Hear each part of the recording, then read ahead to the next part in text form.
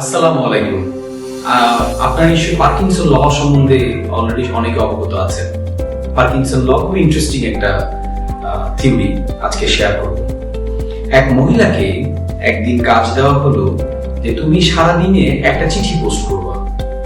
তো মহিলা সারাদিনে চিঠি পোস্ট করা যখন জানে যে তার 8 ঘন্টা ডিউটি, 9টা থেকে 5টা, সে মোটামুটি সকালবেলা এসে প্রথমে টেবিল গুছালো, কোন জায়গায় লিখবে, কোন জায়গায় বসবে, কি করবে না করবে, 2 ঘন্টা সময় নষ্ট। 10টা 9টা থেকে 11টা পর্যন্ত সে মোটামুটি চিঠিটি লিখবে কোথায়, ফ্রেম ডেভেলপ করার জন্য সে অনেক সময় লাগে। এরপর সে যেটা করলো, সে চিঠি ড্রাফট নিয়ে বসলো, চিঠি লিখলো, কাটলো, ছিললো, এভাবে করতে করতে বোঝেন একবার তার যেহেতু 8 ঘন্টা সময় আছে, সে আস্তে ধীরে কাজ আগাচ্ছে। ড্রাফট ফাইনালাইজ করলো মোটামুটি দুপুর 1টা। এরপর সে চিন্তা করলো খাম টাইপ করি, গামটা লাগাই, আরো 30 মিনিট বরাদ্দ করলো। মাঝখানে আবার সে একবার এই চিঠি লেখার মাঝখানে চশমা হারিয়ে ফেললো। চশমা খুঁজতে সে আরো 30 মিনিট সময় বরাদ্দ করলো। এরপর সে চিঠিটি সবকিছু রেডি করে ভাবছে বাইরে যাব, বৃষ্টি পড়বে কিনা সেই চিন্তা, সে আমব্রেলা নেবে কি নেবে না, সেই জন্য আরো 30 মিনিট সময় নষ্ট করলো। মোটামুটি দুপুর 2টা 2:30 সে ঘর থেকে বের হলো এবং চিঠিটি পোস্ট করতে গেল। প্রতিমধ্যে তার সাথে দেখা হলো তার বন্ধুর সাথে আবার গল্প জুড়ে দিয়ে কথাবার্তা বলে মোটামুটি বিকেল 5টার মধ্যে সে মোটামুটি যে জিপিওতে যে চিঠিটি পোস্ট করলো।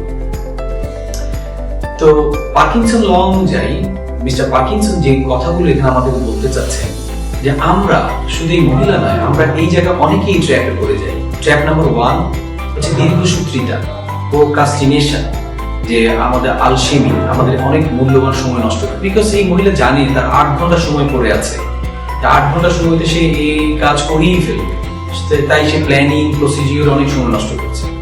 এরপর দেখেন সে অনেক অক্সিলারি ওয়ার্ক করছে, যেগুলো আননেসেসারি ওয়ার্ক, যেগুলো রিলেটেড টু পোস্টিং এর সাথে কোনো সম্পর্কই নেই। যেমন চশমা খোঁজা, যেমন আমব্রেলা খোঁজা, যেমন টেবিল গোছানো, draft writing, so many Times লেখা, পারফেকশন খোঁজা, এগুলোতে অনেক সময় তার চলে গেল। থার্ড যে সময়টা আমাদের সবচেয়ে ইন্টারেস্টিং পার্ট, সেটা হচ্ছে তার মধ্যে এনার্জি লেভেল খুব লো ছিল। আমরা যদি তাকে বা তার ওনার যদি তাকে 1 ঘন্টা সময় দিত বা 30 মিনিট সময় দিল, বা আপনাকে যদি আমি বলতাম চিঠি পোস্ট করার কথা, তাহলে আপনি দেখতেন কাজটা 30 মিনিটই করে ফেলতেন। অথচ এই মহিলা, যেহেতু তার কোনো ডেফিনিট গোল লাইন ছিল না, 8 ঘন্টা একটা লামসাম পুরো দিনের একটা বরাদ্দ, যদি তাকে 30 মিনিট বরাদ্দ করা হতো বা 1 ঘন্টা বরাদ্দ করা হতো, তাহলে দেখবেন সে 1 ঘন্টার মধ্যেই কাজটা ফিনিশ করতো, অথবা আগে পরে লাগতো কিছুটা। তাহলে আমাদের এখন মেসেজটা কি? আমাদের এই পার্কিনসন ল থেকে মূল মেসেজটা হচ্ছে, আমরা যারাই প্রোডাক্টিভ ভাবে ওয়ার্ক করতে চাই, তাদেরকে সবসময় মাথায় রাখতে হবে আমাদের কোনো কাজ দীর্ঘসূত্রিতা করা যাবে না, যে মহিলা যেটা করছেন। প্রোক্রাস্টিনেশন কোনো ফর্মুলা ফলো করা যাবে না। সেকেন্ড নাম্বার হচ্ছে অক্সিলারি ওয়ার্ক বা আদার অ্যাক্টিভিটি গুলো ড্রপ করতে হবে। এবং থার্ড হচ্ছে আমাদের একটা সুইটেবল একটা গোল সেট করতে হবে, যে আমি 1 ঘন্টার মধ্যে কাজটা করবো, অথবা এই কাজের জন্য এতটুকু সময় রিজনেবলি বরাদ্দ। এই 3টা জিনিস যদি আমরা ঠিক মতো করতে পারি, তাহলে আমরা প্রোডাক্টিভ নেচারে আমাদের আউটপুট ডেলিভারি করতে পারবো।